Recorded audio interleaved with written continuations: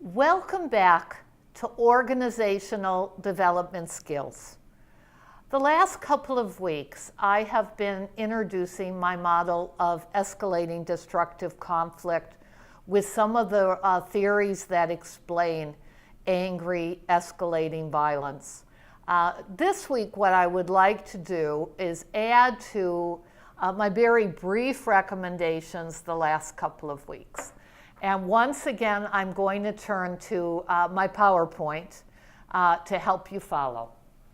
If you remember, last week I introduced what I called triggers, along with several theories to explain triggers that will start conflict. What I'd like to do this week is expand on my recommended response. Now, this primarily repeats what I've said earlier, but it is so important that I don't mind repeating several times. If you have been practicing these skills every week, you will be experiencing their power. And if you have not, please take the time to truly practice them, to discover how potently they can de-escalate and diffuse angry, potentially destructive conflict. The first recommended response is to suspend judgment. If you remember last week, we talked about the triggers that those who've physically attacked others have reported, that they have felt that the other person, the person they have assaulted, is humiliating them, possibly even aggressively starting the conflict. So suspending judgment is critically important. Not only that you perceive yourself as suspending judgment, but most importantly, that the other person experience you as not judging them. The second recommendation that I have introduced earlier is to listen with empathy, or at the very least, sincere interest. Now, hopefully you've studied and practiced empathetic listening in communication in conflict. If you also recall the research on what those who've assaulted others physically have described, in addition to describing humiliations, put-downs, or perceived aggression, they also describe cold disinterest, that the person they assaulted appeared to have no concern for them, no interest in them at all. That is why it's important that they experience the opposite with you, that you are sincerely interested. And I say to my students, at the very least, show sincere interest, because angry people who are potentially violent, actually the most likely angry people to be actually violent, have in at least 50% of cases experienced traumatic childhoods. They grew up in abusive families. They have been assaulted more than once in their life, or they may have grown up in a violent, traumatic community where all they experienced was aggressive conflict and violence. So they're very sensitive human beings. And if you attempt to fake compassion, concern, they will see right through you. At least that's my experience. Perhaps they are reading you with instinct and intuition. So don't fake empathy. Hopefully you can show sincere interest. If you can't, then I would say you should not be engaging with that person. You are the wrong person to be attempting to diffuse. You should find someone who can act with sincere interest. If you can show genuine compassion and concern, in my experience, it will diffuse many, many people who are angry. Partially because they do not expect, when they are angry, to be met with compassion and interest. It surprises and gratifies the majority of human beings. And then even more powerfully is the third practice. And I would hope you have also studied reframing in both communication and conflict and negotiation tactics, mediation skills. because reframing is one of the core NCRP skills. If you've taken negotiation tactics, this may have been framed as interest analysis, reframing positions and demands to accurately identify underlying interests and human needs. This is a great example of the reframing I'm referencing here.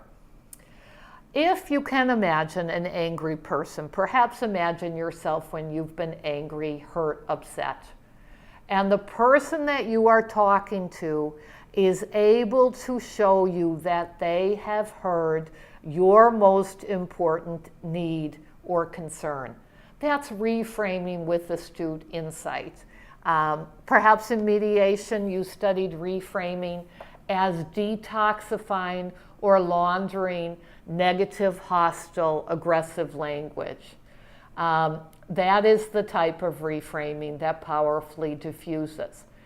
I have found that if I can show sincere interest with angry people, and I don't know if I've mentioned to you in this class, but I have worked with violent offenders in a couple of different capacities, both as a probation officer and also as a consulting therapist. Those who have been violent again and again, and so I've tested these skills with people who have a history of becoming violent. And what I have found is that if you can listen with no judgment, and in the face of anger, many of us need a lot of practice in order to do this. If we respond with our own fight-flight triggers, judgment is going to be right there. So you might need to practice this. But if you can practice hearing without judgment, have sincere interest, and at very best, compassion, concern, and then demonstrate to them that despite their anger, perhaps despite their attack of you personally and their put-downs, you can still listen to them and deeply understand what is most important to them. You can imagine how this will powerfully diffuse. Let me go on with what happens if you're not able to do this. And you not only trigger conflict, but you play a role in escalating destructive conflict. I call what I'm about to introduce to you hooks. This is the next stage of the bell curve. This is approaching a violent crisis if someone becomes hooked. And these are theories that help explain what happens. Now, in theories of conflict, if you took the course with me, you've already studied cognitive and perceptual distortions that are quite common in human beings. Some psychologists will refer to these as defense mechanisms. Most human beings that have been studied by psychologists, and as you can imagine, this research has happened primarily within the United States with, I would say, predominantly white students in universities. So it's not necessarily culturally transferable. But those who have been studied in this country show a self-serving bias. More often than not, they see themselves as superior to whoever they're interacting with. And here are some of the things they will do in seeing themselves as superior. They will not see themselves as aggressive, they will see you as aggressive. And they will blame you for what they perceive as aggression while excusing themselves, justifying whatever behavior, minimizing whatever behavior you experience, even denying that they have been aggressive. And if you think of yourself and focus on yourself as I'm describing this, you can imagine, yes, that most human beings don't see themselves the way other people experience them. We don't have a mirror in front of us to see and experience ourselves as others do. And so this makes a lot of sense. Instead, we are judging ourselves, perhaps as our parents judged us, in a flattering light, in a light that would spoil us. My mother used to tell my two sisters they could both be the president of the United States, for example. Most of the world did not see that potential in my sisters, right? They had a lot of talents and strengths, but it was that self-serving bias that added to it and saw themselves more favorably. Now, when this hook becomes really scary, and once again, if you've studied theories of conflict with me, you have studied projection. This is also a psychology theory.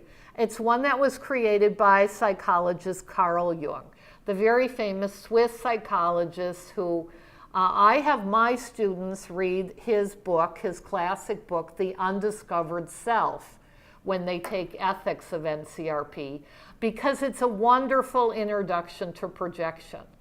And what it shows us is that our worst and most dangerous, we project and see our own weakness in the other. So, for example, I use former President George Bush as an example of this. He described an axis of evil early on in his administration, particularly after the attacks of 9/11. He then went on to authorize an internationally illegal war. And I'm speaking as a lawyer, and I'm talking about international law. He did not follow the procedures, the expectations of the international community. Instead, he proceeded to invade a country based on false, never proved allegations of weapons of mass destruction. And we all know, and during our current, reflection on this horrific war, how many innocent lives were lost, how many of the troops' lives were lost. In short, he appeared to project his own capacity for evil on other nation states to justify the illegal behavior that he then exercised. Classic projection, very scary and dangerous when you're in the middle of angry, escalating, potentially violent conflict. You don't want to go to this stage unless you are extremely skilled in de-escalating or handling a violent crisis.